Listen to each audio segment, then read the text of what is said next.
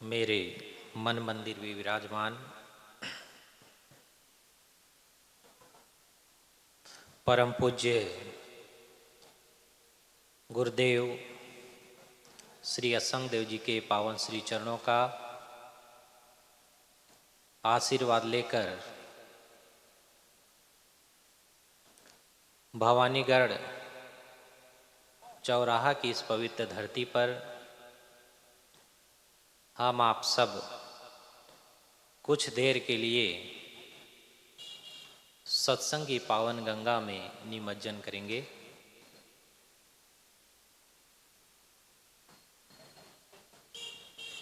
जब बारिश नहीं होती है तो इंजन लगा करके खेत की सिंचाई करनी पड़ती है या ट्यूबवेल चलाना पड़ता है। तो गुरुदेव जी की सत्संग की बारिश तो होगी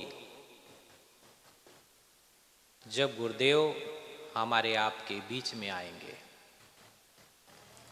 और उस सत्संग की बारिश में हम सब सराबोर होंगे। लेकिन गुरुदेव जी के आने के पहले जैसे बारिश ना हो तो ट्यूबवेल से सिंचाई करना पड़ता है, ऐसे मैं सिंचाई करना चाह रहा हूँ। थोड़ी देर सत्संग की चर्चा, ज्ञान की चर्चा आपके बीच में करूँगा। आप सब ध्यान पूर्वक सुनेंगे। जो कुछ भी गुरुदेव जी के चरणों में रह करके सीखा हूँ, सुना हूँ, वही गुरुदेव जी की वाणी को केवल दोहराने का प्रयास करूँगा। गुरु चरणों में पुनः नमन करते हुए मैं शुभारंभ करता हूँ।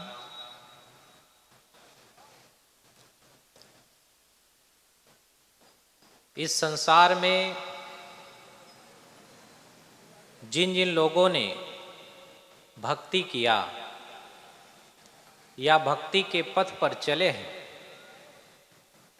आज संसार में उसका नाम अमर हो गया है।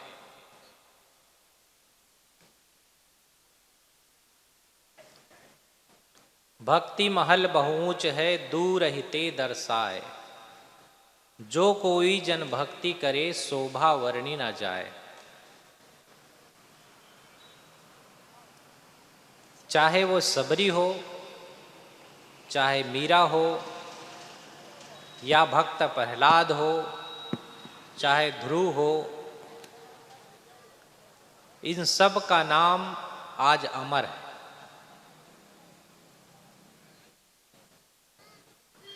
आज भी उसका उदाहरण दिया जाता है, आज भी उनको याद किया जाता है।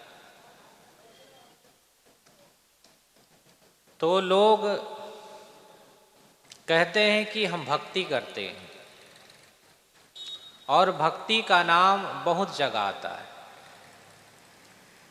जैसे अभी नवदुर्गा व्रत चल रहा था, नवरात्रि का समय था, लोग माँ भगवती की भक्ति में डूबे हुए थे। उसके पहले गणेश जी का स्थापना हुआ, लोग गणेश की पूजा में, उसकी भक्ति में डूबे रहे। अभी बीते दिनों में हम सब ने दशहरा मनाया, प्रभु श्री राम को याद किया, उनकी भक्ति में डूबे रहे। तो ये भक्ति आखिर कौन सी चीज है? क्या भक्ति कोई एक जाति का, एक वर्ण का, या केवल स्त्री या केवल पुरुष वही कर सकता है? और भक्ति आखिर हम करें क्यों? मनुष्य को जहां लाभ दिखता है कि इससे कुछ लाभ होने वाला है, आदमी वही काम करता है। जैसे कोई बिजनेस करता है तो बिजनेस में अगर लाभ ना हो तो बिजनेस नहीं करेगा।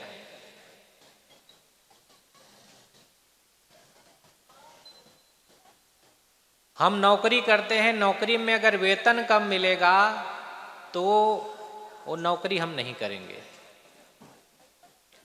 तो जहां पर लाभ होता है मनुष्य सोचता है कि इसको करना ठीक है। अगर घाटा हो रहा है, हानि हो रही है, तो उसको करने से कोई लाभ नहीं। ऐसे भी हमको समझना है कि इस भक्ति करने से आखिर लाभ क्या है, क्यों हम भक्ति करें, क्यों पूजा पाठ करें।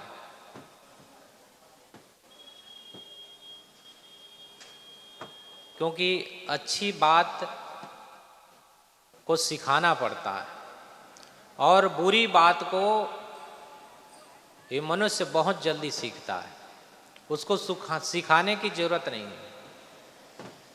गंदी बात सिखाने की जरूरत नहीं है, वो अपने आप सीख जाता है। क्यों? क्योंकि अनादिकाल से हम जन्म मरण के चक्कर में भटकते हुए इस मनुष्य देह को पाए। तो पूर्व के जन्म का संस्कार हमारे अंदर है। जो पहले के जन्म में, पहले के खानियों में हम सब ने कर्म किया है, उसका संसार हमारे साथ है। उसके कारण हम निगेटिव चीजों को बहुत जल्दी सीख जाते हैं और जो अच्छाइयां हैं वो हमारे अंदर बहुत धीरे से समझाने पर, बार बार प्रयास करने पर हमारे अंदर आती है। तो आखिर भक्ति करने से लाभ क्या है, क्यों हम भक्ति करें? पहले लाभ जानना जरूरी है। और लाभ पता नहीं होगा आदमी को तो भक्ति क्यों करेगा?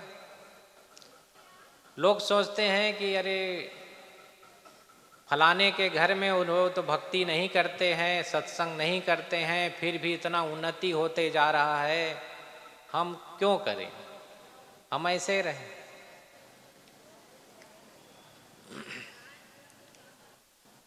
थोड़ा माताएं ध्यान दें, बात ना करें, ध्यान से सुनिए, एकाग्र चित्त हो जाइए।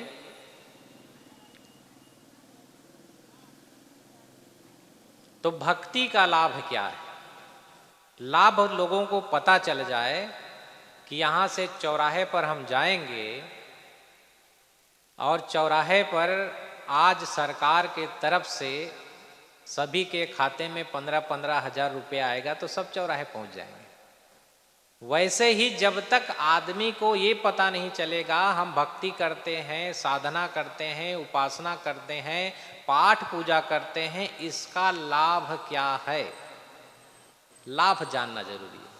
और लाभ जब तक पता नहीं होगा तब तक आदमी भक्ति करेगा ही नहीं। हम सब, ये कहा जाता है कि मृत्यु लोक, जन्म मरण के चक्कर में हम सब गोते खा रहे हैं। कोई कोई संत महात्मा कहते हैं कि ये 84 के चक्कर में आदमी भटक रहा है, ये जीव भटक रहा है। अंडज, पिंडज, उष्मज, ये 3 खानी होती है। अंडज अर्थात जो अंडे से उत्पन्न हुए जो जीव हैं उसको अंडज खानी कहा जाता है। पिंडज अर्थात जो पिंड में गर्भ से उत्पन्न होते हैं उसको पिंडज खानी कहते हैं। और उष्मज जो मैल से, गंदगी से उत्पन्न होते हैं उसको उष्मज खानी कहा जाता है। और इन 3 खानियों में भटकने के बाद बड़ी मुश्किल से मनुष्य का तन मिलता है। ये मनुष्य खानी को अलग से विशेष खानी कहा गया है। आहार, निद्रा, भय, मैथुन, ये समस्त क्रियाएं सभी जीवधारियों में है, लेकिन मनुष्य सबसे ज्यादा बुद्धिमान प्राणी है। मनुष्य से बुद्धिमान और कोई जीव नहीं है। मनुष्य में समझ है, विवेक है, इसीलिए इस मनुष्य की मनुष्य जीवन की महिमा वेदों में, शास्त्रों में सभी जगह गाई गई। गोस्वामी तुलसीदास जी ने रामायण में कहा कि बड़े भाग्य मानुष तन पावा। ये जो मनुष्य का जीवन मिला है वो बड़े भाग्य से मिला है। भैंसा के शरीर को, भैंसी के शरीर को, बकरी के शरीर को, शेर के शरीर को भाग्यशाली नहीं कहा गया, क्योंकि वहां पर ज्ञान नहीं है, समझ नहीं है, विवेक नहीं।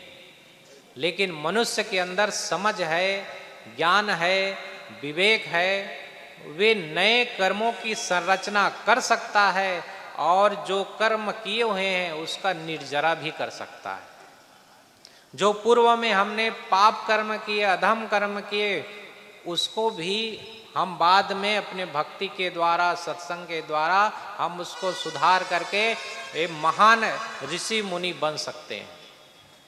देवी देवताओं के पद को हम प्राप्त कर सकते हैं अपने कर्मों को सजा करके।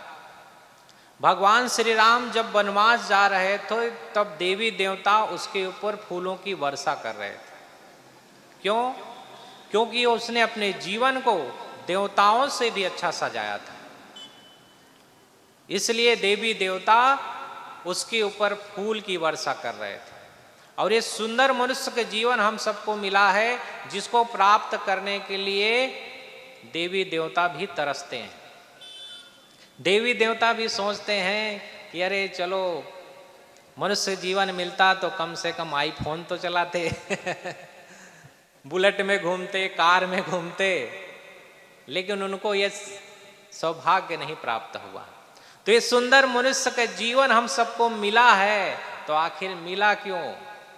करना क्या है? मनुष्य के जीवन को पाकर भी अगर हम भक्ति साधना नहीं किए, सत्संग नहीं किए, तो मनुष्य का जीवन पाना ही व्यर्थ हो जाएगा। जैसे पशु आहार लेता है, भोजन करता है, वैसे हम भी भोजन करते हैं। पशु नींद लेता है, वैसे हम भी नींद लेते हैं। पशु भयभीत रहता है, भय में कांपता है, वैसे हम भी भयभीत रहते हैं। पशु जैसे प्रजनन करके बाल बच्चे पैदा करते हैं, वैसे हम भी बाल बच्चे पैदा करते हैं। ये चारों क्रिया तो पशुओं और हम में समान ही है। तो आखिर हम में विशेषता क्या है? हमें मनुष्य जीवन पा करके सत्संग कर सकते हैं, भक्ति कर सकते हैं, गुरु जी की दर्शन कर सकते हैं, पूजा कर सकते हैं, उनकी सेवा कर सकते हैं, पाठ पूजा कर सकते हैं। लेकिन जो अन्य जानवरों की खानी है, पशु पक्षियों की खानी है, वहां पर ये संभव नहीं है। पशु को चाहे जितना भी आप समझाओ, भैंस के गले में घंटी की जगह में कंठी बांध दो, उसको भैंस को मंत्र सुना दो, लेकिन जब वो देखेगी हरा चारा तो उधर खिस कर ही जाएगी और उसको इधर सत्संग वत्संग से कोई मतलब नहीं है। अगर इसमें बैठा भी दे जाए तो कैमरा वैमरा सब लौट करके गिरा करके और कहीं पर चली जाएगी, आदमी को भी रौन देगी। बिल्ली हो, बिल्ली को आप गुरु मंत्र दे दें, बिल्ली की आरती उतार दें और बिल्ली को कहें कि बिल्ली महारानी आज से चूहे मार करके मत खाना, आज से तू भक्त हो गई है, तो बिल्ली क्या समझेगी? उसके समझ में नहीं आएगी। आरती की थाली को बिल्ली लांग जाएगी, अगर चूहा देखेगी तो वहीं पर राम नाम उसका सत्य कर देगी। तो इन खानियों में भक्ति संभव नहीं है। हम सबको इस सुंदर मनुष्य का जीवन मिला है सत्संग करने के लिए, भक्ति करने के लिए। तो भक्ति महल बहु ऊंच है, दूर हिते दर्शाए। ये भक्ति रूपी महल बहुत ऊंचा है, ये दूर से ही दिखाई पड़ता है। जो आदमी भक्ति करने लगता, कोई ज्यादा भक्ति करने लगे तो लोग उसको पागल समझने लगते। पागल नहीं, वो गल्ल को पा गया, अर्थात परमात्मा को पा गया, इसके लिए उसको पागल लोग समझते हैं। लेकिन वो पागल नहीं है। पागल तो हम हैं जो संसार की माया में भटक रहे हैं, धन दौलत के चक्कर में भटक रहे हैं, धन दौलत कमाइए, लेकिन साथ साथ भक्ति भी कमाइए। जितना धन बढ़े उतना आपका धर्म बढ़ना चाहिए, तब ये मनुष्य का जीवन सार्थक होगा। तो सदगुरु विशाल देव जी ने भक्ति से लाभ क्या होता है, इस पर उन्होंने कहा है करे गुरु भक्ति ज्ञान धन लूटे। गुरु की भक्ति हम करते हैं तो ज्ञान रूपी धन को वो भक्त लूटता है। कई प्रकार का धन होता है, ये परिवार भी एक धन है। जो हमारे घर में संपत्ति है, रुपये पैसे है, सोना चांदी है, वो भी एक धन है। पुत्र भी एक धन है, पुत्री भी एक धन है। ऐसे ही ज्ञान रूपी धन को हम गुरु से लूटते हैं। करे गुरु भक्ति ज्ञान धन लूटे। भक्ति करे ते ही सुख को भोगे, पुनः देह धरि जूटे। और जो भक्ति करता है उसको सुख प्राप्त होता है, परम सुख प्राप्त होता है। भक्ति करे ते ही सुख को भोगे, पुनः देह धरि जूटे।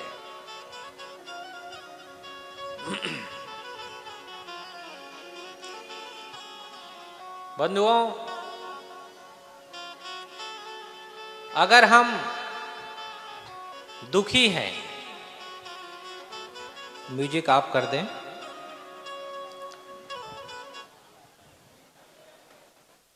भक्ति करते हैं तो भक्ति से हमको शांति मिलती है। पहला नंबर, भक्ति से हमको शांति मिलती है।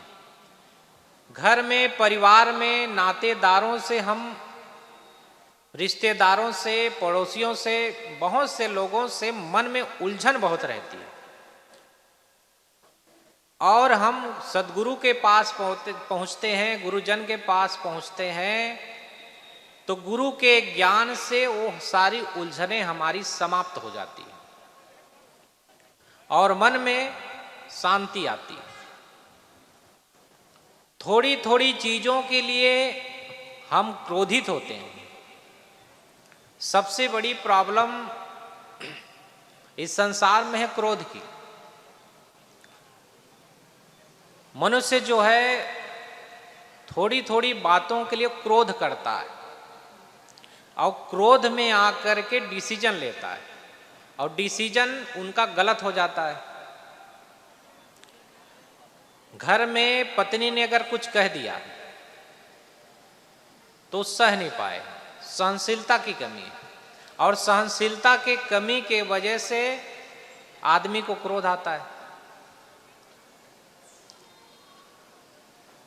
और क्रोध के वजह से घर में अशांति फैल जाती है और वो क्रोध करके घर से ज्यों त्यों झुंझला करके बाहर निकलता है और आदमी गलत डिसीजन ले लेता है।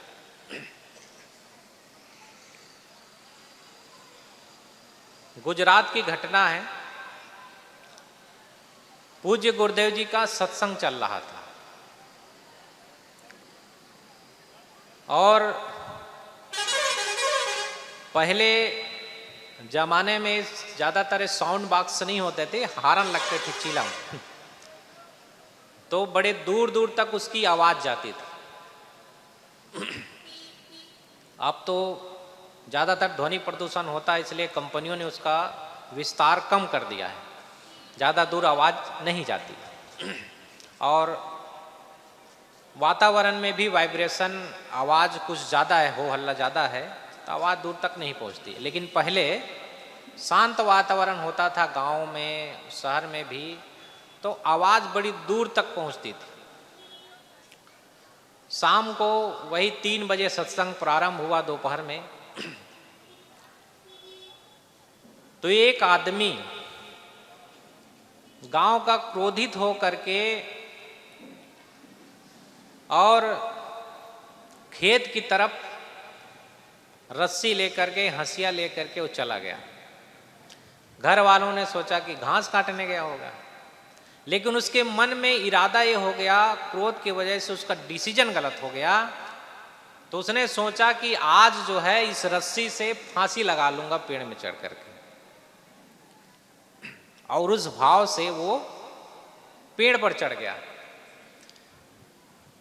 उसी समय गुरुदेव जी का जो प्रवचन चल रहा था तो उसकी आवाज स्पष्ट रूप से उनके कानों तक पहुंच रही थी।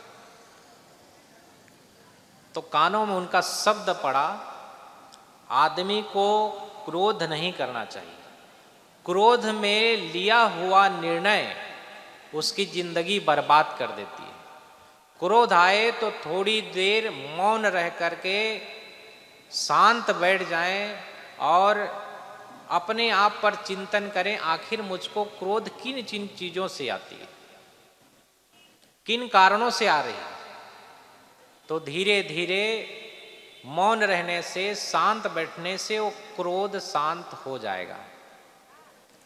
आपके स्वभाव के कारण भी आपको क्रोध आता है, दूसरे के बार बार उलझन वाली बातों के कारण भी क्रोध आता है, आपके मन के अनुसार ना होने के कारण भी क्रोध आता है। तो ये सारी बातें वो हारन की आवाज से वो व्यक्ति सुना, वो पेड़ में बैठा था रस्सी लेकर के, कि अब जो है इसमें लटक के मर जाऊंगा, और घर परिवार से परेशान हो गया। तो जब उन्होंने सत्संग सुना तो उसके दिमाग में परिवर्तन आया, विचारों में परिवर्तन आया कि कोई कथा हो रही है, वहां से आवाज आ रही है, तो वास्तव में मैं क्रोध के कारण एक गलत डिसीजन ले रहा हूं। मैं मर जाऊंगा तो मेरे बच्चे अनाथ हो जाएंगे, और जिस पत्नी के कारण झुलझला करके भाग करके इस पेड़ में आकर के बैठा हूं, अरे आज एक बात कह दिया, लेकिन जिंदगी भर रोटी बना कर खिलाती है, पानी पिलाती है, चाय बना करके पिलाती है, और उसके कारण ही मेरे घर की शोभा है। उसके विचार परिवर्तित हो गए, और चलो कोई बात नहीं, कई बार मैं डांटता हूं तो चुपके से सुन लेती है, आज उन्होंने कहा तो मेरे को भी सुन लेना था, मैंने सुना नहीं, मैंने क्रोध किया, और क्रोध के कारण डिसीजन गलत ले लिया। तो वो आदमी जो है धीरे से पेड़ से उतरा, और उतर करके जो रस्सी और हंसिया ले गया तो उससे फिर चारा काटा चारा काट करके उसको बोझ बनाया, खोपड़ी में रख करके फिर अपने घर लाया और गाय भैंस को खिलाया।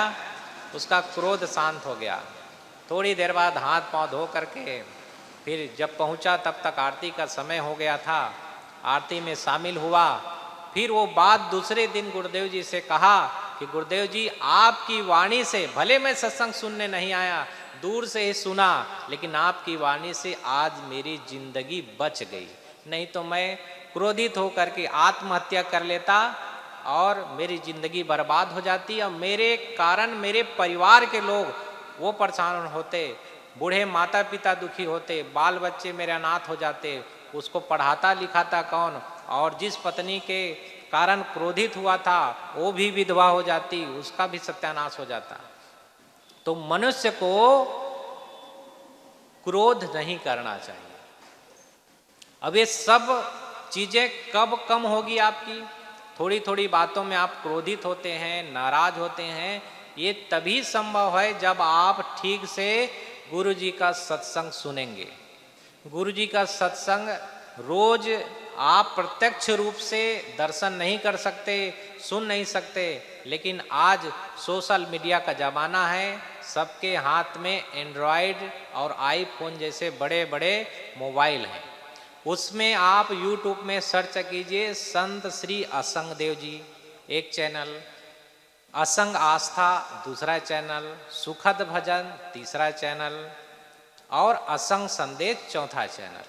ये 4-5 चैनल है, इसमें कोई ना कोई में आप सुनिए, वहाँ पे आपको नाना प्रकार के आपके अंदर मनोविकार है, जिन जिन कारणों से आप दुखी रहते हैं, परेशान रहते हैं, परिवार में अशांति रहती है, आपकी उन्नति नहीं हो रही है, तो आप उसमें सुनेंगे तो छोटी छोटी वीडियो भी उसमें डाली गई है, और बड़े वीडियो जो ये प्रोग्राम होते हैं ये भी अभी लाइव चलेगा, तो ये लाइव प्रवचन भी आप सुन सकते हैं। और सुन करके उसमें से ज्ञान लीजिए, और ज्ञान ले करके आपके अंदर जो कमियां हैं, त्रुटियां हैं, उसको सुधारिए, आपका जीवन सुखी हो जाएगा।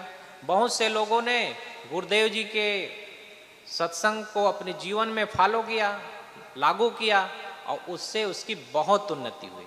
आप प्रत्यक्ष रूप से यहाँ पर जो देख रहे हैं, संजय जी, विनय जी, माता चंद्रकांति देवी, इनके घर हम लोग पहले आए थे जब हम छोटे थे।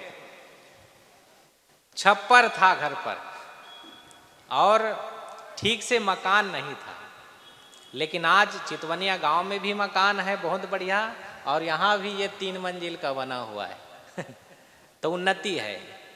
तो ऐसे ही आप अपने जीवन में भक्ति को अपनाएंगे, सत्संग को अपनाएंगे, तो आपको शांति मिलेगी और साथ साथ भौतिक उन्नति भी होगी।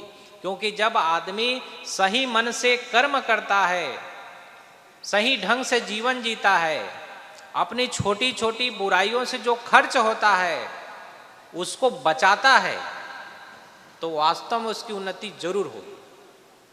अगर आप पुड़िया खाते हैं, पान खाते हैं, तंबाकू खाते हैं, बीड़ी पीते हैं, शराब पीते हैं, तो इन व्यसनों में बहुत सारा धन वैसे ही खर्च हो जाता है, और उसके कारण बहुत सारी बीमारियां भी आती है, और बीमारियों में बहुत पैसे चला जाता है तो इन सब से बचना है तो गुरु के चरणों में जुड़िए, भक्ति करिए, सारे गलत खान पान को छोड़िए, और छोड़ करके अच्छा जीवन जीजिए।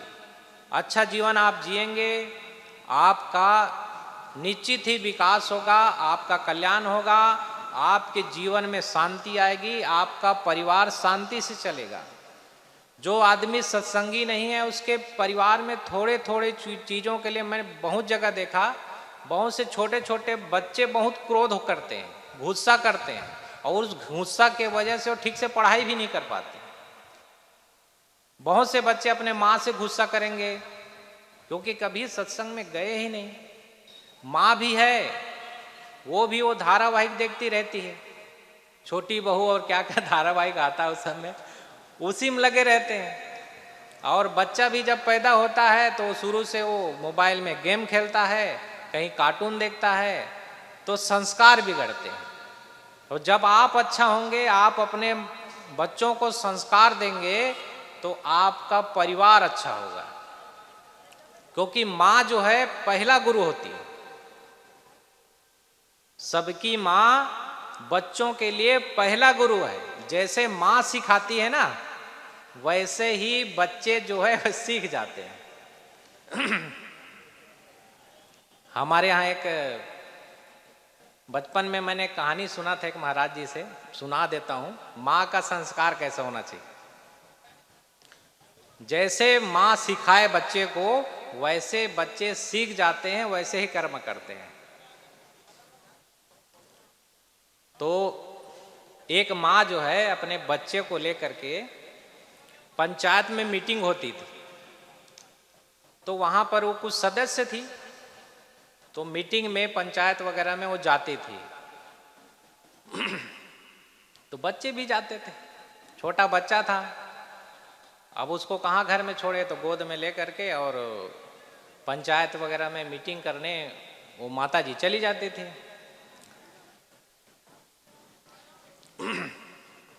और बार बार वो जो बच्चा था छोटा था, अब वो मीटिंग चल रही, बहुत सारे महिलाएं इकट्ठा है, उसमें कोई सदस्य है, कोई अध्यक्ष है, कोई कोषाध्यक्ष है, उसमें भी वो कुछ पद में थी, साथ में छोटा बच्चा था। तो मीटिंग के बीच में अब उसको लघुशंका लग जाए, छोटे बच्चे को सुसु लग जाए, तो बीच में वो छोटा बच्चा बोल दे। अब उस महिला को बड़ी शर्म लगती थी, छोटा बच्चा लाया हूँ और ये हमारी सहेलियाँ हैं और इतने वरिष्ठ लोग हैं, पंचायत के लोग हैं और कुछ पंचायत के संबंधी सब मीटिंग चल रही है, बीच में बच्चा जो है ना डिस्टर्ब करता है। अब इसको लेकर के हम कहाँ बार बार जाएं, तो उसको लघुशंका लग जाए बच्चे को, छोटे को।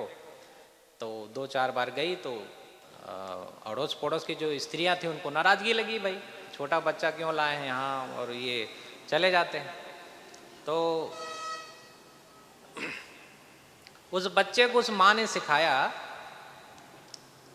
कि बेटा तुम जो है ना, जब तुमको लघुशंका लगे, पेशाब लगे, तो डायरेक्ट मत बोला करो कि हमको सुसु जाना है या पेशाब जाना है। ऐसा करो, हमको गाना गाना है मम्मी, ये बताओ तो मैं समझ जाऊंगी। अब वो माँ ने उसको, छोटे बच्चे को सिखा दिया ऐसे कि हमको जब पेशाब लगे, लघुशंका लगे, तो बोला मम्मी गाना गाना है, बस मैं समझ जाऊंगी। अब वो जब जब मीटिंग में आए, अब वो छोटे बच्चे थे, भाई छोटे बच्चे को तो पानी पेशाब लगता है ये समय पे और वो बीच में ही मम्मी से बोले मम्मी गाना गाऊंगा, तो मम्मी समझ जाए, फट से ले जाए उसको। ऐसे ऐसे करते तीज का समय आया। तीज के समय नाना नानी के यहाँ बच्चे जाते हैं और महिलाएं भी जाती हैं। तो महिला जो है अपने मैके गई, अपने माँ बाप के पास, वो बच्चा अपने नाना के यहाँ गया।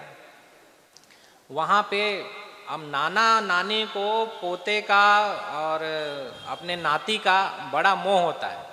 तो जब आता है तो बहुत लाड प्यार करते हैं। हम लोग भी छोटे थे, जाते थे नाना नानी के यहाँ, तो बहुत प्रेम करते थे।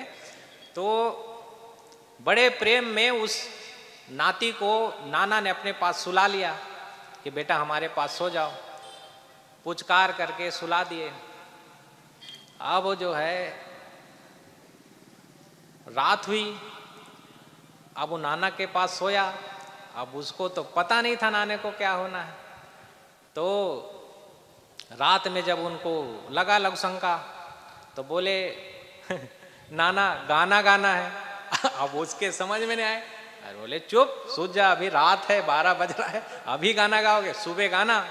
अब वो बार बार नाना गाना गाना है। अब उसके समझ में ना आया नाना के। तो उसने बोला ऐसा है भैया, बहुत परेशान कर दो, तो कान में गा दो। अब उसको लगा था लघुशंका, उसने कान में लघुशंका कर दिया। तो बोले कि यही गाना है, हाँ यही गाना, मम्मी ने यही सिखाया है। तो माँ बाप का संस्कार बच्चे को जैसा सिखा दे वैसे बच्चे सीख जाते हैं। इसलिए जो पहली गुरु जो होती है ना, वो माँ होती है। और माँ, बहुत से महिलाएं बीड़ी पीती हैं, बहुत से महिलाएं जो है गुटखा उटका खाती हैं, बहुत से महिलाएं जो है कुछ तंबाकू वाला होता है वो मंजन वंजन घिसती रहती है, बहुत जगह हम लोगों ने देखा। तो उसके संस्कार बच्चों में आ जाते हैं। तो इसलिए अपने बच्चों को अच्छा संस्कार देना है तो किसी संत से, किसी गुरु के चरणों में उसको जोड़िए, तो उसका संस्कार अच्छा होगा। तो माँ बाप का संस्कार बच्चों के अंदर बहुत जल्दी बैठता है, उसी को देख देख करके सीखता है।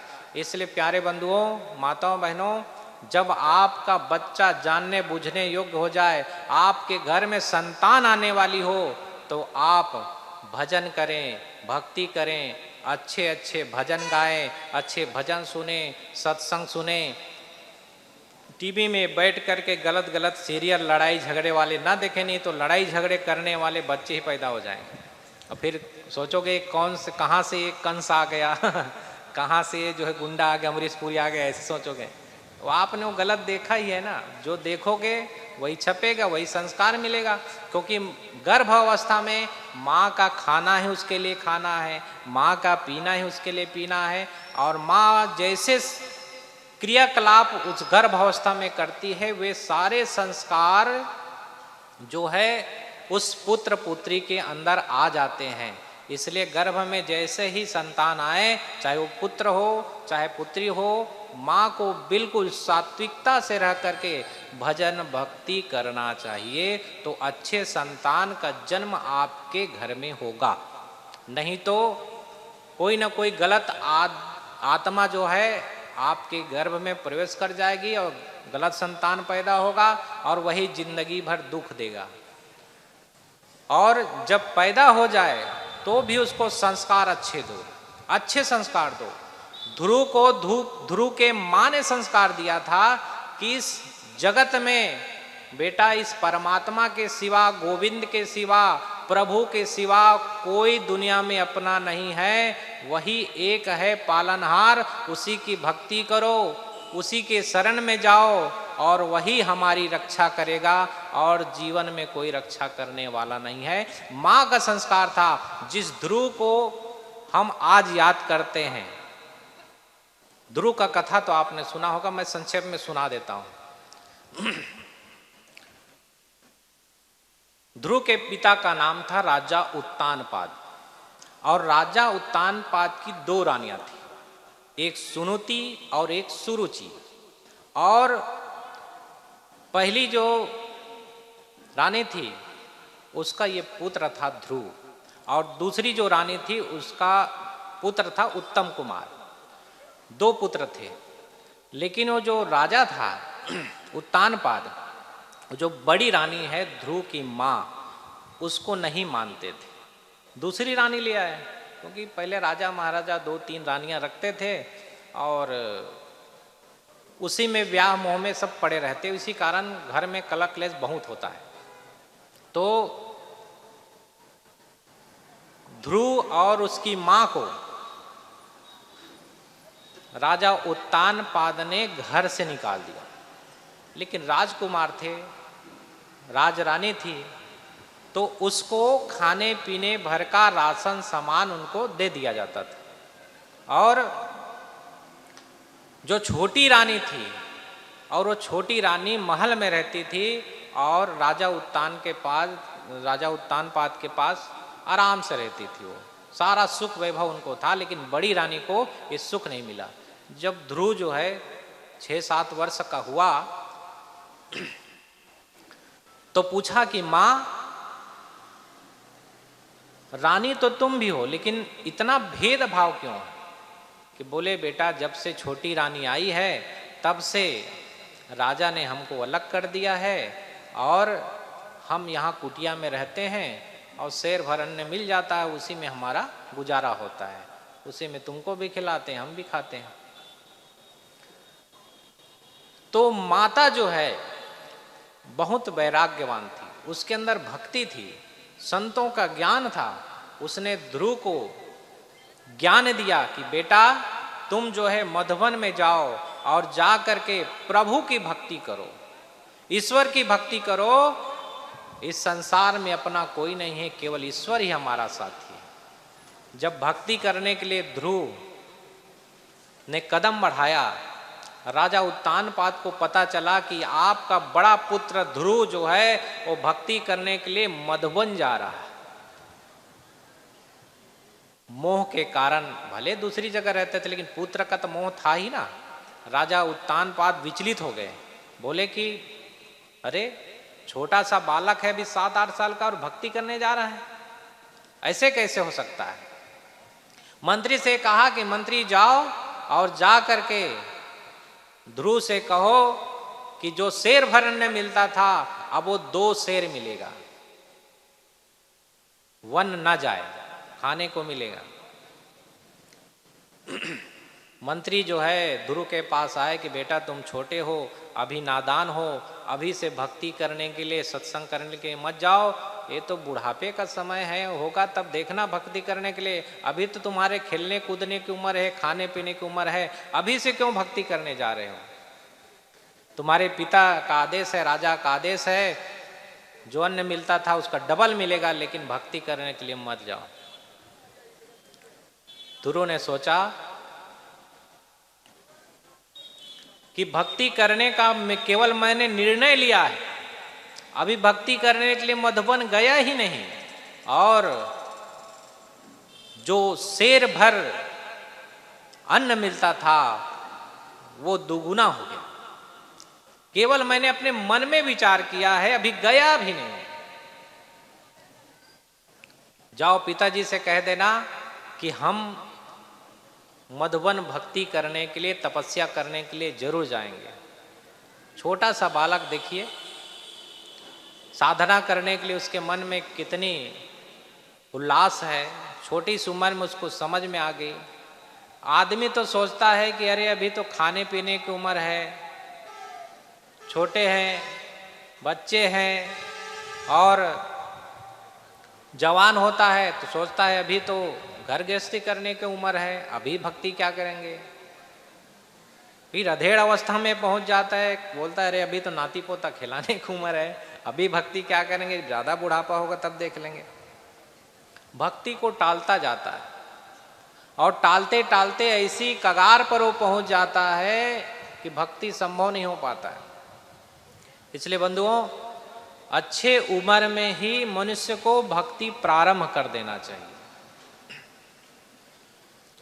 कि विशेष अतिथि आए हैं, उनका स्वागत है, आगे बैठाइए। तो हम भक्ति के सत्संग के काम को टालते जाते और भक्ति सत्संग अच्छे अवस्था में ही करना चाहिए। हम सोचेंगे कि जर्जर अवस्था में, बुढ़ापे अवस्था में भक्ति कर लेंगे, तो भैया बुढ़ापे अवस्था में मोह सधता है, भक्ति नहीं सधती है। मोह घर को छोड़ता ही नहीं, मोह के कारण आदमी निकल ही नहीं पाता है, इतना प्रगाढ़ मोह में बह जाता है। जब आंखों से दिखेगा ही नहीं तो महान पुरुषों का, भगवत पुरुषों का, देवी देवताओं का जा करके आश्रम में, मंदिर में दर्शन कैसे करोगे जब आंखी दिखता ही नहीं, पैरों से चला ही नहीं जाता, 4 कदम चलते घुटना दर्द होने लगता है, तो इससे तीर्थाटन कैसे करोगे, तीर्थों में कैसे जाओगे, मंदिरों में कैसे जाओगे।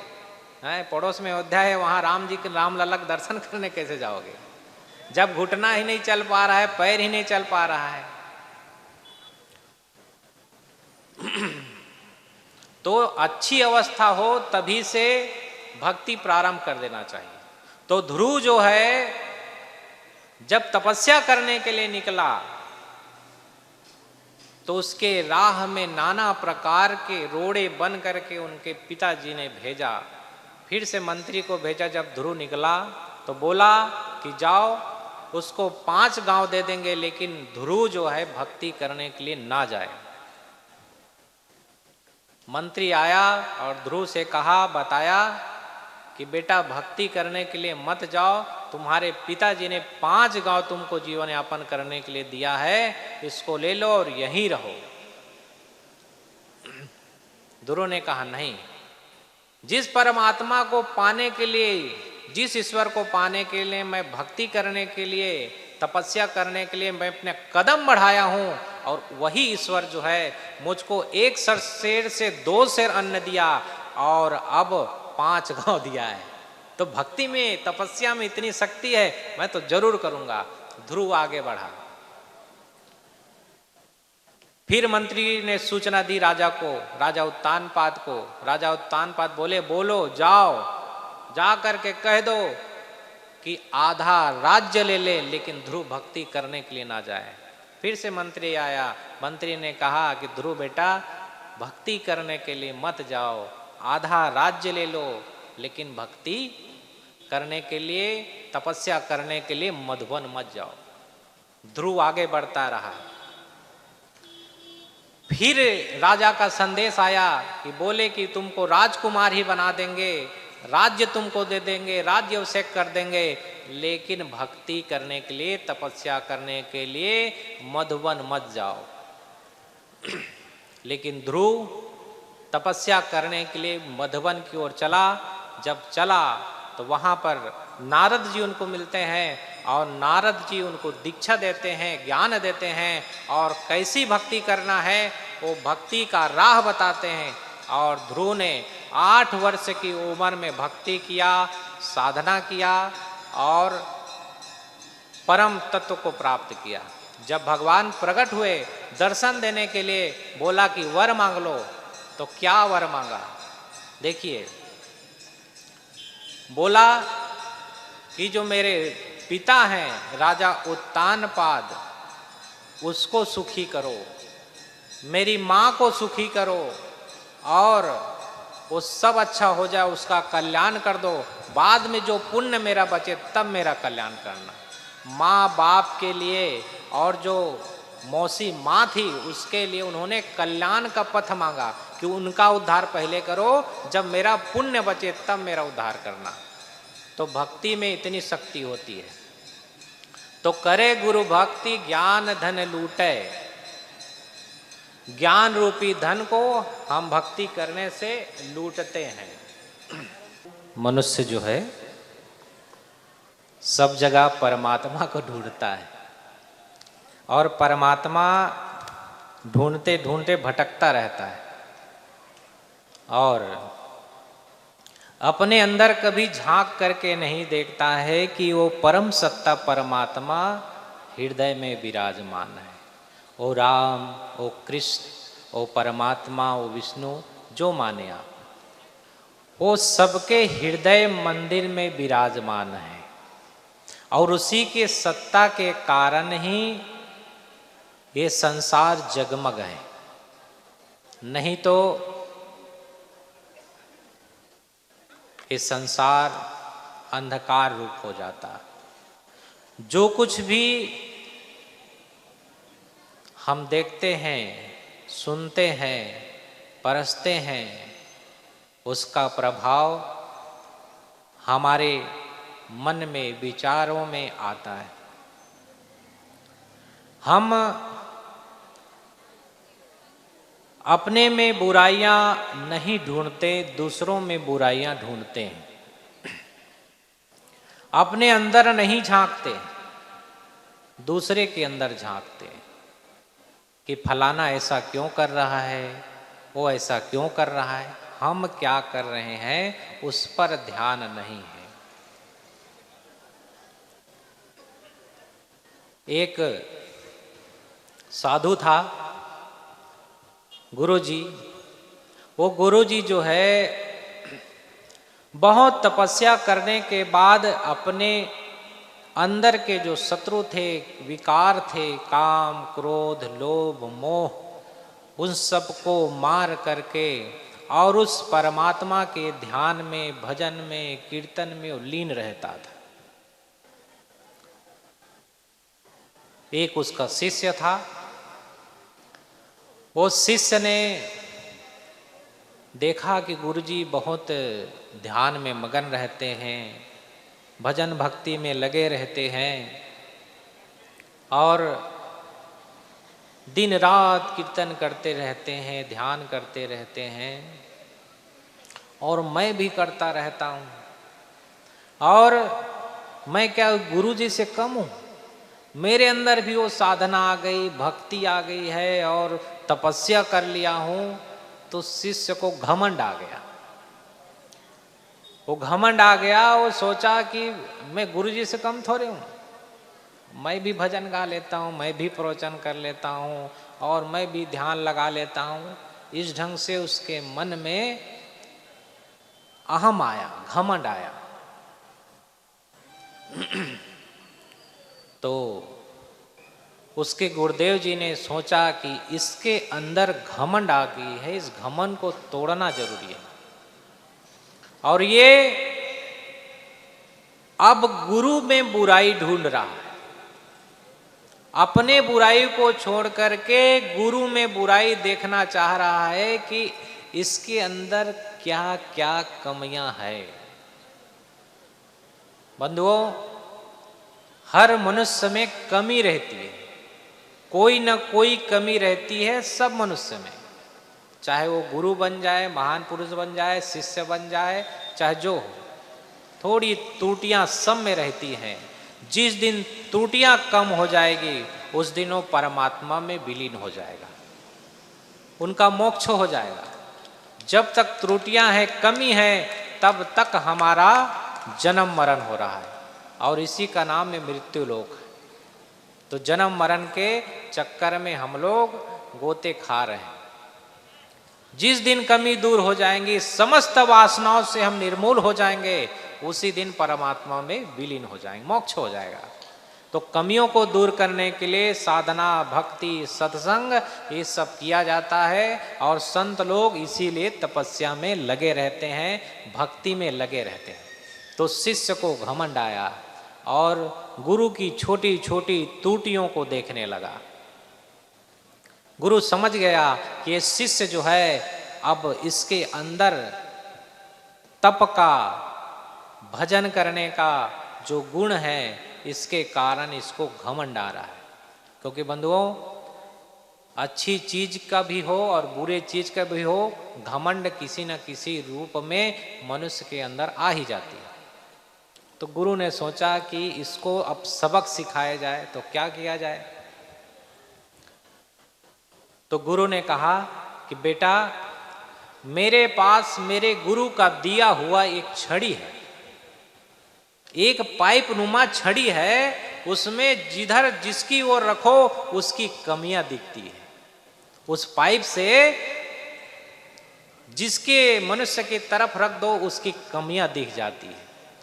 तो मेरे पास वो ज्ञान रूपी छड़ी है, उसको मैं तुमको देता हूं। जब उस शिष्य को मिला वो छड़ी तो पहला प्रयोग जो है अपने गुरु के ऊपर किया उसने कहा कि गुरुजी, सबसे पहले प्रयोग आपके तरफ ही करता हूं। तो गुरुजी की तरफ वो जो छेद था पोंगरी वाला, उसको लगाया, देखा कि गुरुजी के छोटे छोटे कीटाणुओं की तरह बुराइयां रेंग रही। अरे गुरुजी, आप तो इतना तपस्या करते हैं, फिर भी आपके अंदर इतनी छोटी छोटी बुराइयां। गुरु ने कहा, बेटा ये जो छड़ी है ना, थोड़ा अपने तरफ करके देख लो जब अपने तरफ किया तो सांप की तरह फुंकारते हुए बड़ी बड़ी बुराइयां उसके अंदर रेंग रही। शिष्य को लगा, अरे मेरे अंदर तो बहुत बहुत बड़ी बड़ी बुराइयां हैं। गुरु ने ये ज्ञान छड़ी दिया और मैं गुरु के ही प्रयोग, लेकिन गुरु जी आप इतना तपस्या करते हैं फिर भी बुराइयां रह गई।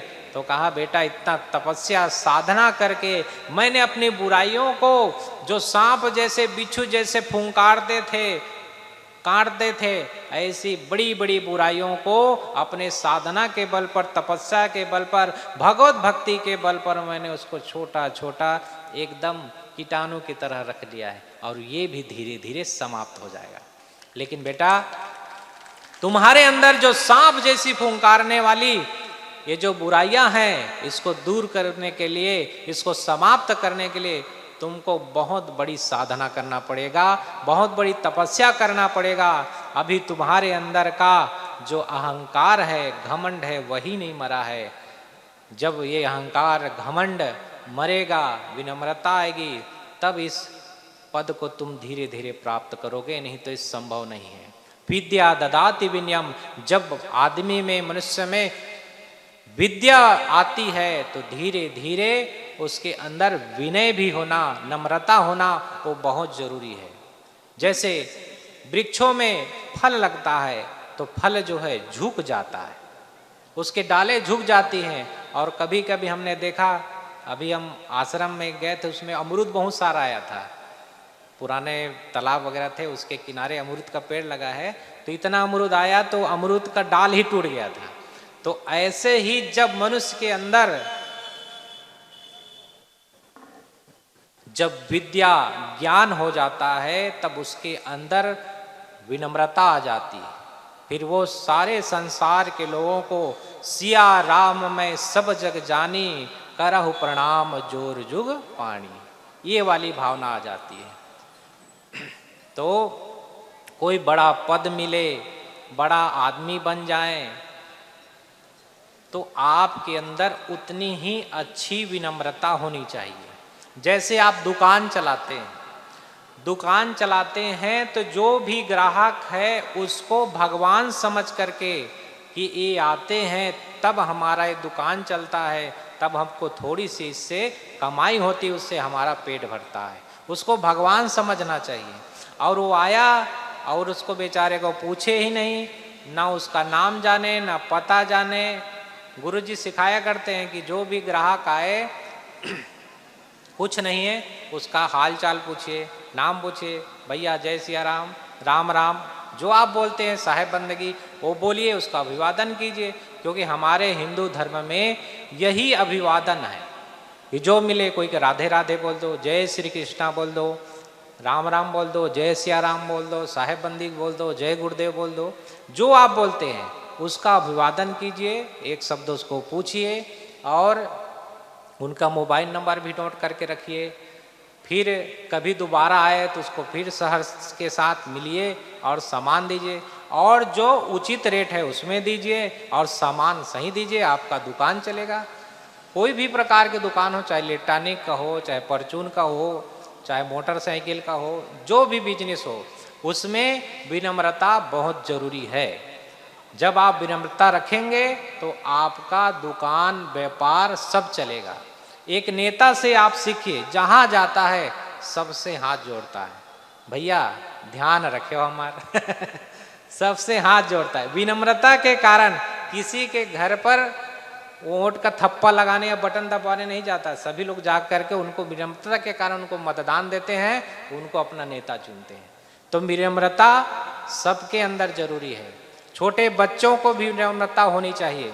अगर आप विनम्रता रखते हैं, आप अपने माँ बाप का चरण छूते हैं, बड़े लोगों का सम्मान करते हैं, जो टीचर गुरुजन वहाँ पढ़ा रहे हैं, शिक्षक, उनका सम्मान रखते हैं, तो आप अच्छे नंबरों से पास होंगे। बच्चे लोग कृपया ध्यान दें, बच्चे लोग क्या करते हैं, जाते हैं, मास्टर है मास्टराइन है उसको खिलौना समझ लेते हैं, उसका टांटिंग उड़ाते हैं।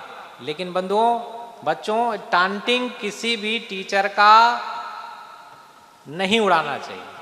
वो भी गुरु है, वो आपको जो कुछ भी ज्ञान उन्होंने सीखा है, वो सारा ज्ञान, चाहे वो गणित पढ़ाए, चाहे इंग्लिश पढ़ाए, चाहे संस्कृत पढ़ाए, चाहे हिंदी पढ़ाए, चाहे इकोनॉमिक पढ़ाए, जो भी पढ़ाए, वो अपना ज्ञान तुमको समर्पित कर रहा है, बांट रहा है कि तुम भी अच्छे नंबरों से पास हो जाओ, तुम भी अच्छी जगहों पर सेटलमेंट हो जाओ, इसलिए वो ज्ञान दे रहा है। तो उसका भी सम्मान वहाँ पे रखना जरूरी है।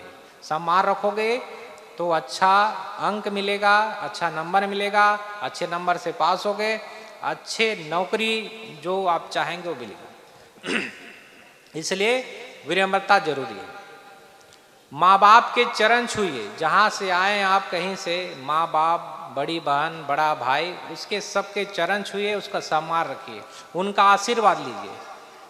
घर में आप गृहस्थ आश्रम में रहते हैं तो आपके लिए आपके माँ बाप ही देवी देवता के समान है, क्योंकि गुरुजी रोज नहीं मिलेंगे, संत रोज नहीं मिलेंगे, तो उनको ही अपना गुरु समझ करके, उनका सम्मान करके, उनका आशीर्वाद लेकर के अपना कार्य प्रारंभ कीजिए, उनका आशीर्वाद मिलेगा।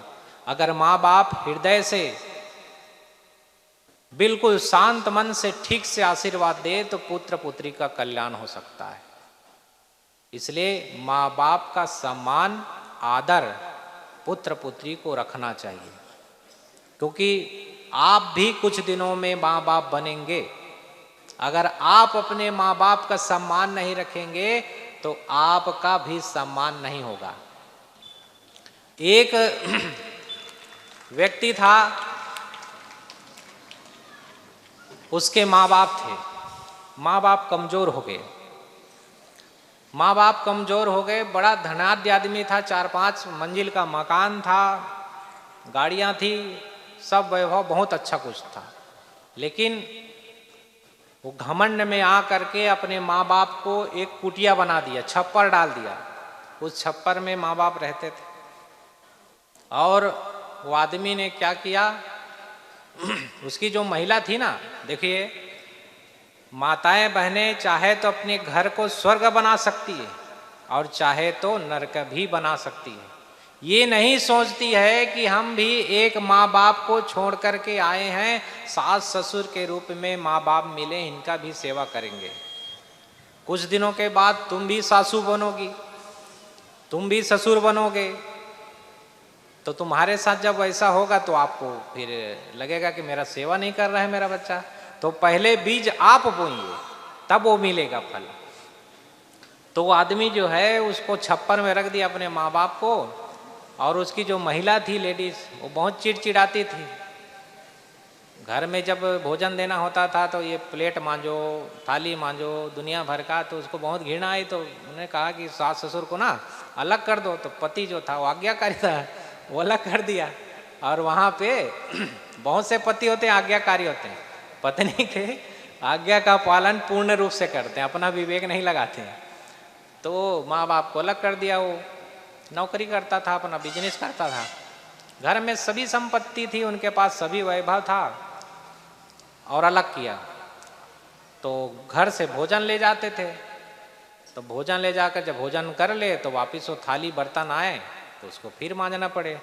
तो वो जो उसकी औरत थी वो बहुत नाराज होते थे, हम उसका जूठा मांजते हैं और तुमने अलग किया, फिर भी यही नौटंकी चल रहा है और तुम समझते नहीं हो। फिर आज्ञा का पालन किया पति ने भाई। उसने कहा चलो कुछ सोचते हैं। तो ये कुम्हार के यहाँ गया, मट्टी का प्याला लाया और उस प्याले को वहाँ पे जो है उस प्याले में भोजन ज़्यादा था, मट्टी के प्याले में। वो माता पिता बूढ़े थे बेचारे, चल फिर नहीं पाते थे, वहीं खाते थे और वो प्लेट जो है मट्टी वाला वही डाल देते थे। ऐसे ऐसे चलते बहुत दिन बीता। अब उस आदमी का एक लड़का था। उस लड़के ने देखा कि मेरी दादी दादा जो है वहाँ छप्पर पे रहते हैं और वहाँ पे मेरे पापा जो है, मेरी मम्मी जो है, उनको मट्टी के प्याले में भोजन देने जाते हैं। तो उसके मन में हुआ, छोटा था, थोड़ा बड़ा हुआ, चलने फिरने लगा, तो धीरे धीरे वो छोटा बच्चा अपने दादी दादा के पास पहुँचा। दादी दादा के पास पहुँचा, देखा तो बहुत से वहाँ पर जो भोजन करते थे वो मट्टी के प्याले सब इधर उधर पड़े थे। तो कोई कोई संस्कारी आत्मा जब किसी के घर में पैदा हो जाते हैं ना, तो माँ बाप को भी सुधार देते हैं। अगर वो गलती कर रहे हैं तो माँ बाप को भी सुधारना पड़ जाता है। ऐसे परम तत्व परमात्मा जैसे जब औलाद आ जाते हैं ना, मम्मी पापा की गलतियों को भी सुधार देते हैं। तो लड़का वैसे निकला। वो छोटा जो उनका जो पोता था, उसने क्या किया, वो सारे प्याले को इकट्ठा किया और इकट्ठा करके उसको ढेरी लगाया, उसको साफ किया। उसका पिता या भोजन लेकर के देखा कि वो छोटा लड़का उसका वहीं पर है और वो सब प्याली को इकट्ठा कर रहा है। बोला बेटा इसको क्या करोगे, ये तो मट्टी का प्याली है, तो खराब हो गया, इसको फेंक दिए हैं, इसको क्यों इकट्ठा कर रहे हो। तो उसने, छोटे बच्चे ने बहुत अच्छा जवाब दिया कि पिताजी, पापा, आपके मम्मी पापा बूढ़े हो गए हैं, तो ये प्यालियों में आप इनको भोजन दे रहे हैं और मैं बहुत होशियार आदमी हूं, जब आप बूढ़े होंगे तो मेरे को खरीदना पड़ेगा। तो मैं इसको इकट्ठा कर रहा हूं, इसको साफ करके फिर तुमको जो है इसी में भोजन दूंगा। अरे वो सन्न रहेगा आदमी। अरे सोचा इसको कौन सा ज्ञान, कौन सी बूटी इस बच्चे को मिल गई भाई, जो ऐसा बोल रहा है। उसके दिमाग आया कि मैंने जो कर्म किया था, गलत कर्म करना शुरू किया था, अपनी पत्नी के बहकावे में आकर के और अपने माँ बाप को अलग किया था। ये मेरे घर में ये परमात्मा जैसा पुत्र पैदा हुआ, इन्होंने मुझको ये समझा दिया। हाथ जोड़ा, माफ़ी मांगा, माँ बाप के चरण में गिर गया कि मैंने ये पाप किया है, आप चलो घर पे। अपने बूढ़े माँ बाप को घर लाया, अपना संस्कार बदला। तो बंधुओं, ये संस्कार जो होता है और हम जो कर्म करते हैं उसका प्रतिफल सबको मिलता है। तो सदगुरु विशाल देव जी ने कहा है कि धर्म करे ते ही सुख को भोगे, पुनः देह धरी जूटे। जो हम धर्म करते हैं, दान पुण्य करते हैं, सत्कर्म करते हैं, भक्ति करते हैं, साधना करते हैं, उसका फल कभी निष्फल नहीं होता है, वो सब मिलता है। जैसे कुछ कर्मों का फल अभी मिलेगा तो कभी कुछ कर्मों का फल बाद में मिलता है। जैसे हम धान लगाते हैं तो धान का फसल 3 महीने 3.5 महीने में पक करके तैयार होता है। गेहूं 4 महीने में पक कर तैयार होता है। गन्ना जो है साल भर में तैयार होता है। ऐसे ही हमारे कुछ कर्मों का फल इस जन्म में मिलता है और कुछ कर्मों का फल आने वाले जन्म में मिलता है, लेकिन मिलता है। भगवान के घर देर है अंधेर नहीं है, कर्मों का फल सभी मिलता यही है। जो कुछ भी हम इस जीवन में रह करके अगर हम दान पुण्य के, कभी कभी ऐसा होता है ना कि हम दान पुण्य बहुत करते हैं और उसके बाद भी कहीं गंदे खान पान के वजह से गलत खानियों में जाना पड़ जाता है। जैसे मांस खाने का जो संस्कार होता है वो कुत्ते में, शेर में, बिल्ली में, इनमें सब में ये संस्कार है, वो मांसाहारी है। मनुष्य जो है शाकाहारी है। तो ये छुप छुपा करके कहीं अंडा खाएगा, कहीं मांस खाएगा, खुलेआम नहीं खाता है। लेकिन वो कभी कभी ऐसा होता है ना, घर परिवार में माँ बाप भक्ति में जुड़े हुए हैं, लेकिन पुत्र जो है ऐसा निकल गया कि वो गंदा खान पान करता है, तो चुपके करता है। चुपके से दारू पिएगा, चुपके से बीड़ी सिगरेट पिएगा, चुपके से बियर पिएगा, चुपके से मांस मछली खाएगा, चुपके करता रहता है। और फिर दान पुण्य भी करता रहता है, वो भी करता है, धर्म के कार्य भी करता रहता है। जहाँ पर जैसे बहुत से लोग जो है दुर्गा उत्सव में लगे रहे, वहाँ पे चंदा दिया और माता रानी का और जय जयकार हुआ, आरती पूजन और सब सेवाएं होती रही। दशहरा में लोग जो है उसमें चंदा देते हैं और धर्म करते हैं, लेकिन बेचारे गलत खान पान को नहीं छोड़ पाते हैं, इसलिए गंदे खानियों में भी उसको जन्म लेना पड़ता है। लेकिन यहाँ पर जो आपने धर्म किया है, पुण्य किया है, दान किया है, उसका फल अगले जन्म में भी तुमको मिलेगा। जैसे आपने देखा हो, एक गांव का कुत्ता है, एक रोटी के टुकड़े के लिए जिस द्वार में जाता है वहाँ वो मार खाता है। पे करके जो उस द्वारी में गया, उस द्वारी में गया, मिलता नहीं रोटी टुकड़ा, क्योंकि उसने कोई धर्म पुण्य का काम किया ही नहीं, कभी दान किया ही नहीं। एक रोटी के टुकड़े के लिए उस जन्म में भी मोहताज हो रहा है। लेकिन एक कुत्ता ऐसा है जो स्पेशल एसी रूम पर उसको रखा जाता है, स्पेशल उसके लिए लाइफ बॉय, पियर्स और डव क्या क्या साबुन आता है उससे उसकी स्पेशल नहलाया जाता है, शैम्पू से नहलाया जाता है। एक नौकर उसको टहलाने के लिए रखते हैं और मालिक उसको गोद में लिए ले चलता है, स्पेशल कार में बैठ के चलता है। क्यों मनुष्य जीवन में रहे, दान पुण्य तो बहुत किए, लेकिन खान पान बिगड़ने के कारण मांस खाने वाले संस्कार लेकर के कुत्ते की खानी में चले गए। लेकिन जो हमने धर्म किया था, जो हमने दान किया था, पुण्य किया था, उसके कारण वहाँ पर सारी सुख सुविधाएं उस कुत्ते की खाने में भी हमको मिल रही है। ऐसे ही आप अच्छे धर्मात्मा हैं, अच्छा कर्म करते हैं, मोक्ष नहीं हुआ, लेकिन अच्छे परिवार में, भक्ति वाले परिवार में, धनाढ्य परिवार में आपका जन्म होगा और वहाँ पर जा कर के वो सारी सुख सुविधाएं मिलेंगी। जैसे जैसे आदमी का भावना बदलता है, वैसे वैसे उसके भाग्य भी बदल जाते हैं। मैंने कथा सुना है, गुरुदेव जी हमारे क्षमादेव बड़े गुरु जी, वो सुनाया करते थे, तुरंत का दान महाकल्याण। तुरंत का दान महाकल्याण। एक कथा, बहुत अच्छी कथा मैं आपको सुनाता हूँ कि आदमी का जैसे जैसे भावना बदलता है, वैसे वैसे उसका भाग्य बदल जाता है। एक राजा था धर्मवीर नाम का, और वो धर्मवीर नाम का राजा जो है बहुत दान धर्म पुण्य सब करता था। और अपने राज्य में कवियों को बुला करके, संतों को बुला करके उनकी कविता सुनते थे, और कविता सुनने के बाद उसको 1 मुद्रा, 2 मुद्रा, 10 मुद्रा, उस समय मुद्राएं चलती थी, तो मुद्रा दान में देते थे, इतना दानी था। तो रोज कविता सुने और उसके बदले में कवि लोगों को, साधु संतों को वो मुद्रा दान देते थे। कुछ ही देर में गुरुदेव जी आने वाले हैं, तो उसी राज्य में एक ब्राह्मण रहता था और ब्राह्मण की एक लड़की थी, और वो ब्राह्मण बहुत गरीब था, ज़्यादा उसके पास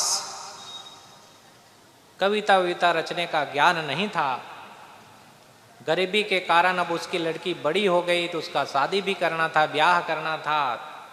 तो उस पंडित को, उस ब्राह्मण को चिंता खाई जा रही थी कि लड़की जवान हो रही है, अब उसका विवाह करना है। माँ बाप को बड़ी चिंता होती है। जैसे पुत्र पुत्रियाँ थोड़ी सी बड़ी हो जाती है, जब उसकी उम्र हो जाती है ना, तो माँ बाप को जो है बड़ा टेंशन हो जाता है, चिंता हो जाती है कि इनका शादी ब्याह करना, इसमें खर्च होगा। और सबसे बड़ी प्रॉब्लम यहाँ उत्तर प्रदेश में दहेज प्रथा कि इतने लाख रुपए चाहिए। ये दहेज प्रथा के कारण बहुत से माँ बाप दुखी हो जाते हैं, बहुत से लड़कियां पीड़ित होकर के आत्महत्या कर लेती हैं। तो ये महा अभिशाप को इस प्रदेश से हटाना जरूरी है। बहुत से प्रदेश ऐसे हैं जहां पर दहेज प्रथा नहीं है। मैं छत्तीसगढ़ का पैदाइशी हूँ, वहाँ मेरा जन्मभूमि है। वहाँ पर दहेज के नाम पर लड़की वाले से 1 रुपये भी नहीं लिया जाता है। वो दान के रूप में जो आपको दे दे वो अलग बात है, लेकिन दहेज आप मांग नहीं सकते, वहाँ दहेज प्रथा नहीं है। तो ये दहेज प्रथा यहाँ उत्तर प्रदेश में, मध्य प्रदेश में, राजस्थान में बहुत ज़्यादा है। तो ये दहेज प्रथा के कारण बहुत से गरीब परिवार बेचारे दहेज दे नहीं पाते हैं। इस कारण से लड़की कंवारी भी रह जाती है और उसी दुख में लड़कियां भी बहुत से आत्महत्या करके मर जाती हैं और बहुत से माता पिता मर जाते हैं। तो बंधुओं, माताओं, बहनों, मेरा निवेदन है इस दहेज प्रथा को भी खत्म कीजिए। लड़के वाले भी ये मत सोचे कि जब इतना देंगे तभी शादी करेंगे। इसी कारण से रिश्ते बिगड़ते हैं, दहेज का पूर्ति नहीं हो पाता है, रिश्ते बिगड़ते चले जाते हैं और फिर वो पति पत्नी में, माँ बाप में, सास ससुर में वो प्रेम का भाव नहीं रह जाता है। इसलिए इस दहेज के दानों को खत्म करना जरूरी है। तो वो ब्राह्मण बहुत दुखी रहने लगा। तो लड़की जो थी वो परम ज्ञानी थी, परम धैर्यवान थी। उस लड़की ने कहा कि पिताजी, आगे, हाँ, हमारे आपके बीच में परम पूज्य गुरुदेव जी पधार चुके हैं। कुछ ही देर में गुरुदेव जी के दर्शन का हम आप सबको लाभ मिलेगा। और जैसे मैंने शुरू में ही बताया था कि जब बारिश नहीं होती है तब ट्यूबवेल से इंजन लगा करके काम चलाया जाता था। इसे मैं ट्यूबवेल लगा करके काम चला रहा था। अब गुरुदेव जी के अमृतवाणी की वर्षा, घनघोर वर्षा होगी, उसमें हम आप सब भी करके अपने आप को धन्य करेंगे। आइए, गुरुदेव जी पधार रहे हैं, हम सब जयकारा लगाएं। पूज्य गुरुदेव की जय हो, असंग देव की जय हो। बोलिए सदगुरु असंग देव की जय। तेरे चरणों में झुक जाऊं ना तुमको मैं बिसराऊं मेरे ओ प्यारे गुरुवर। तेरे चरणों में आया हूँ, तेरी कृपा को पाया हूँ मेरे ओ प्यारे गुरुवर। ओ गुरु मेरे सौभाग्य जगे जो दर्श आपके पाया हूँ। भटका हूँ बहुत इस दुनिया में, तब शरण तुम्हारी आया हूँ, तब शरण तुम्हारी आया हूँ। तेरे चरणों में झुक जाऊं। साहिब बंदगी, साहिब बंदगी, साहिब बंदगी, ना तुमको मैं बिसराऊं मेरे ओ प्यारे गुरुवर, मेरे ओ प्यारे गुरुवर। बोलिए सदगुरु असंग देव की जय। आइए सभी मंगलमय आरती सर्वप्रथम करेंगे। एक बार गुरुदेव के आने पर जोरदार ताली की गड़गड़ाहट करे, स्वागत करे, अभिनंदन करे, क्योंकि आज प्रथम दिन है और थोड़ा लेट हुआ है, परंतु कल भी पूरा टाइम देंगे गुरुदेव। और आइए आरती का हम सभी पुण्य लाभ अर्जित करें। भाव श्रद्धा के साथ में आरती का शुभारंभ कर देंगे।